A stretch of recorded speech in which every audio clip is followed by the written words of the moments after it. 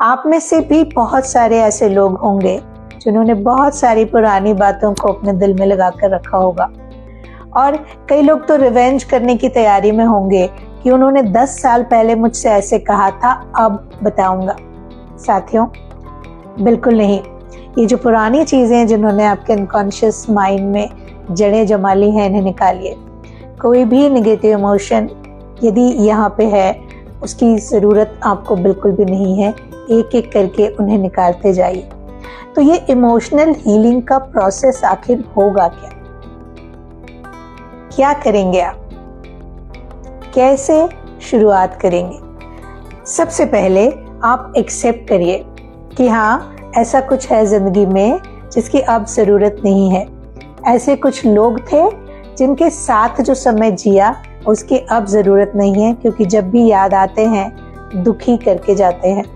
ऐसे कुछ रिश्ते थे, ऐसी कुछ परिस्थितियां थी, ऐसी कुछ घटनाएं थी।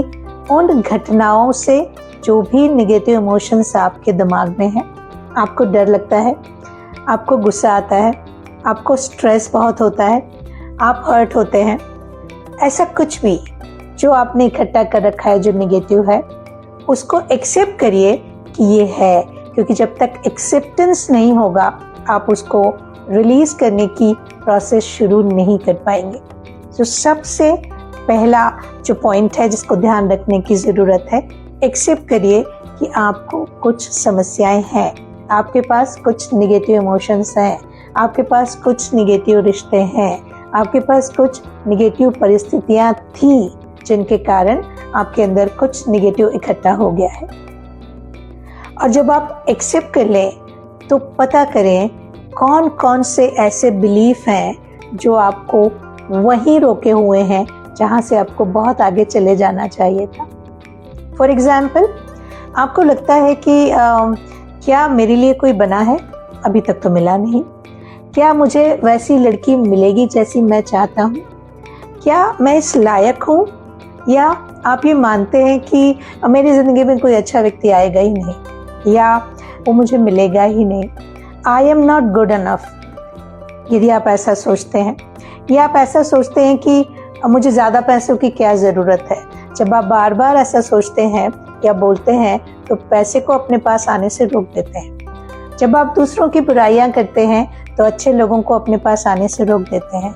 जब आप अपने आसपास नेगेटिव लोग बहुत सारे रखते हैं तो वो जगह ही नहीं बनती, क्योंकि अच्छे लोग आए कहाँ से।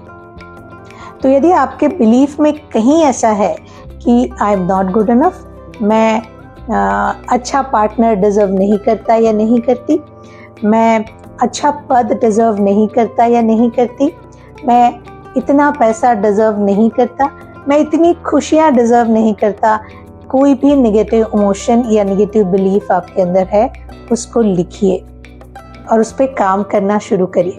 क्यों? क्योंकि शब्द एनर्जी है साथियों। ये ऊर्जा जो आप उत्सर्जित करते हैं अपने लिए, वो नकारात्मक होके आपके अंदर सेटल हो जाती है, फिर आपके साथ वही होता है।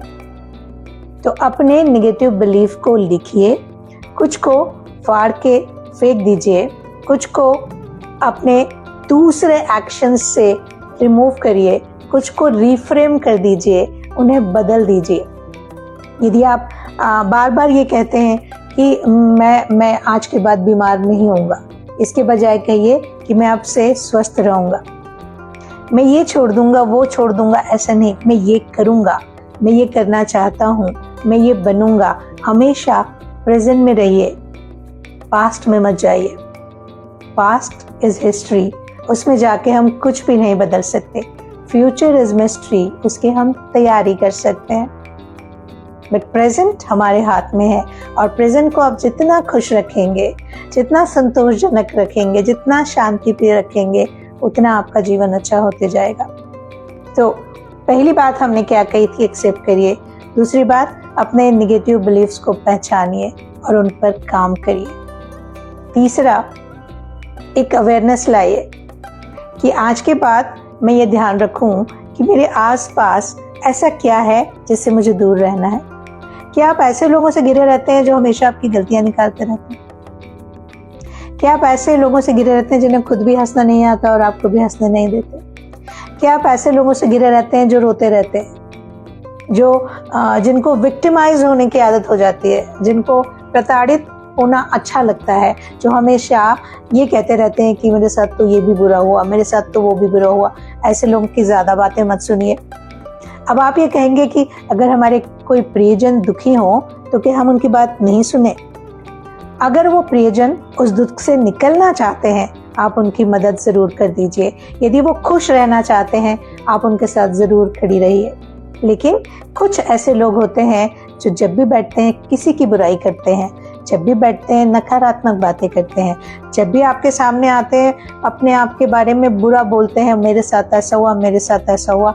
तो यदि किसी को ये आदत है तो आपको ये अवेयरनेस अपने अंदर लानी होगी कि आप कचरे का डब्बा नहीं है।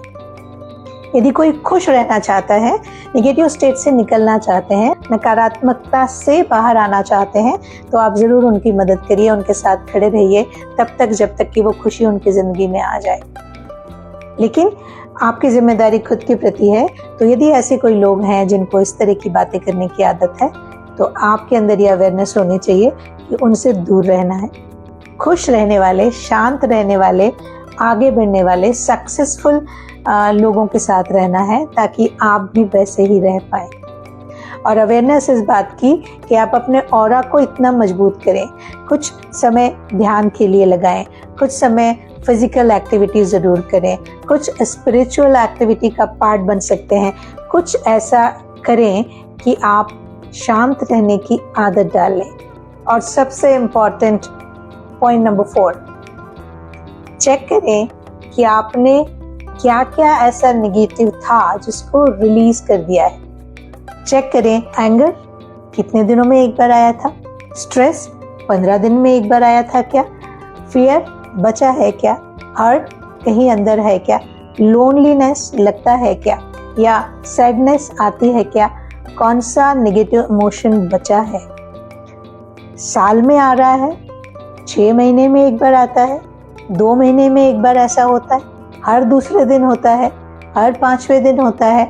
जब आप ये ध्यान रखेंगे तो आपको पता होगा कि क्या अंदर रखना है और किसको छोड़ देना है, और क्या क्या ऐसा है जो अभी तक रिलीज नहीं हुआ है जिसको रिलीज कर देना है। हर वो निगेटिव भावना जो कहीं ना कहीं आपके अनकॉन्शियस में जड़े जमा के बैठी है, उसे एक एक करके निकाल दीजिए। तो आज से अपने इमोशंस को संभालिए, अपने रिश्तों को संभालिए, अपने प्रोफेशनल लाइफ को भी संभालिए, अपनी आदतों को संभालिए, बुरी आदतों को छोड़िए। और यदि आपको लगता है कि कुछ आपकी ऐसी बुरी आदतें हैं जो नहीं छूट रही, तो कमेंट बॉक्स में हमें लिखिएगा, हम उस पर भी एक पूरा लाइव करेंगे।